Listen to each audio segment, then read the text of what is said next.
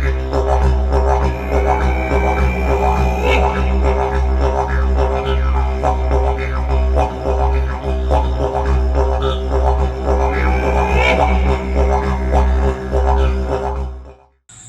everyone, welcome back to Skeledon, Bushcraft and Survival.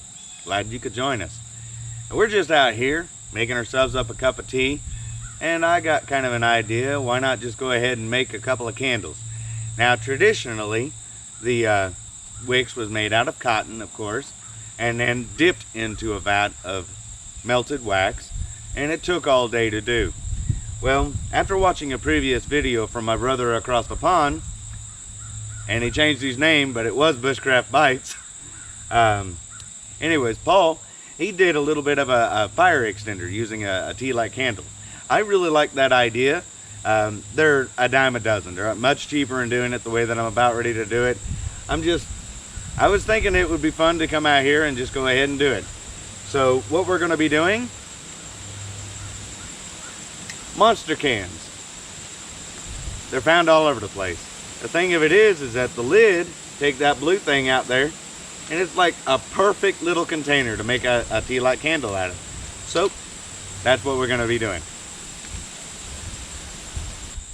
There's a few things to take note. Traditionally they use beeswax, and I've got beeswax. As I went through, different waxes was used, and of course soy wax was the end result. It doesn't have any harmful fumes as it's being burnt, and it takes well to color. So nowadays you'll see soy wax, and that's what we're going to be using today. But like I said, just as soon as we get our tea brewed up and everything, we'll get things in order. I'll make a wick, show how that's done, what I'm going to be using to do that, and then we'll make ourselves some tea light candles. All right, so we got our tea. Let's go ahead and start with the wick. Now, what I have here is cheesecloth. Cheesecloth is made out of 100% cotton, and as we all know, wicks are just cotton string. So, making a wick. Make sure you don't dip it in the fire. Yeah, we don't want to dip it in the fire. I kind of clump it together like this.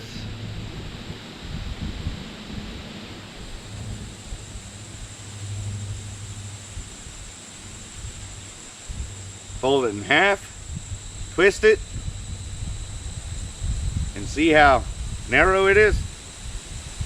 I'm gonna go check and see if they can see that.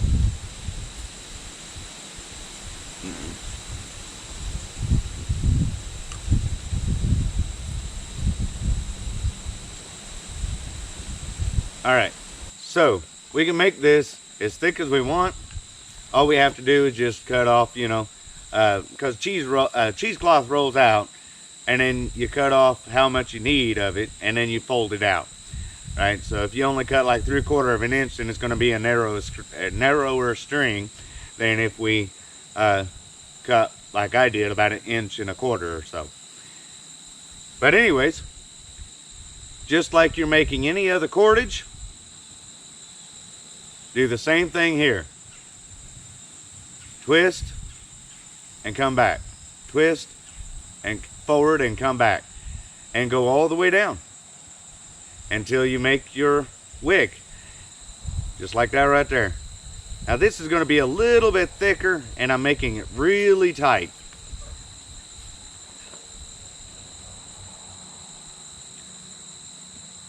So when I get, you can see it starting here, and so when I get down to the complete here, I'll come back, and of course I'll show you the finished wick before we go on to the next step. It's turning into a kind of a tutorial, and I didn't really mean it to be that way. I was just coming out here and having fun. Like I said, it's a lot cheaper if you just go ahead and get the tea light candles themselves. You can get like 100 of them for $5 or something. So this is definitely more costly. Definitely, you know, not the better route. But we're out in the woods. We're having fun. That's what it's all about, right? Fire agrees. The fire agrees. It just started right up. And two, I wanted to show you what I was using and how I was doing it and so on and so forth. I didn't just go to the store and buy a wick or whatnot. I actually am making my own wick and going from there. Of course, the wax you've got to purchase as well. Soy wax is going to be cheaper than beeswax, and it's a little bit more expensive than paraffin wax. Of course, paraffin wax is normally used for canning and stuff like that. You can use it for candles, but it's most generally used for, you know, canning. So, getting back to this right here, once I'm done, I'll be back. This way. All right, so we're back. Now, you've seen what I started with, and if I add everything together here, you can see from the length that I got, that was about the total length that I ended up with. And I just go ahead and cut off sections like this. This is what we started with, and melting some wax here. Take the melted wax and run it over, and it dries quick. You know, I mean, just dip it in there and then kind of use your fingers and coming down. It doesn't really burn you. I don't know how to explain it. Wax cools quick. But anyway. Yeah, like and, a few seconds. You want to coat the wick, if you will, before you actually dip it into the finished result. So this is like the first, and like I said, traditionally they had on a stick and long strings of it.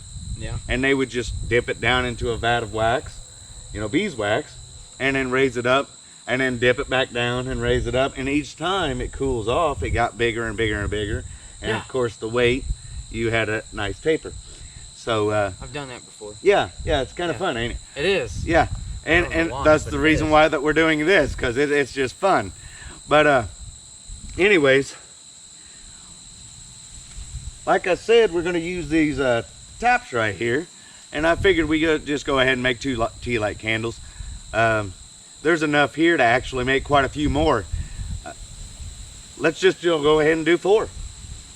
Yeah, let's just go ahead and do 4 of them. I think I brought enough to do 4. All right, now let's see how many we can actually get done here. The first one and the second one. And just let that, well, cool down. Might be able to do 2 more. From the looks of it, might only be able to do 1. But we'll come back once that is all said and done with, and show you the end result.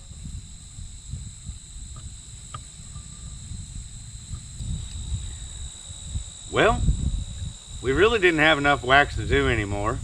I wanted to go ahead and do 1 more, but and we might, before it's all said and done, we might just go ahead and make a half one or something, you know. But here they are, finished products. You want to bring them close to the camera? Yeah, go ahead and take them closer to the camera and show. Yeah. There we go. Let's see.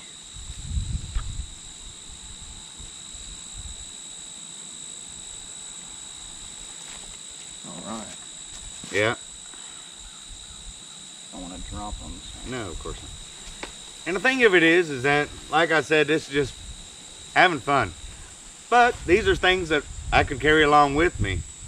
Either for a tea light candle, so I could, you know, have some light. In some case scenarios, a big flame puts off too much heat. And you could use something like this right here to put off just a small amount of heat to keep the chill off. That kind of gets into winter survival. But tunneling into the snow and stuff. But yeah, I think these turned out pretty good, don't you? Yeah, I'd say. Yeah, I like these. Something fun to play around with. Well, that's going to conclude today's video. We're going to go ahead and finish up our cup of tea, wrap everything back up, and head on home. Thank you very much for coming along with us. I hope you had fun watching it and stuff. We sure had fun doing it. Oh yeah. Yeah, candle making is always fun. It just is. Well, like I said, thank you very much for watching. If you liked the video, hit that like, share, and subscribe button, all that good stuff. Greatly appreciate you. And I'll see you in the next one. And remember, nature, it does provide.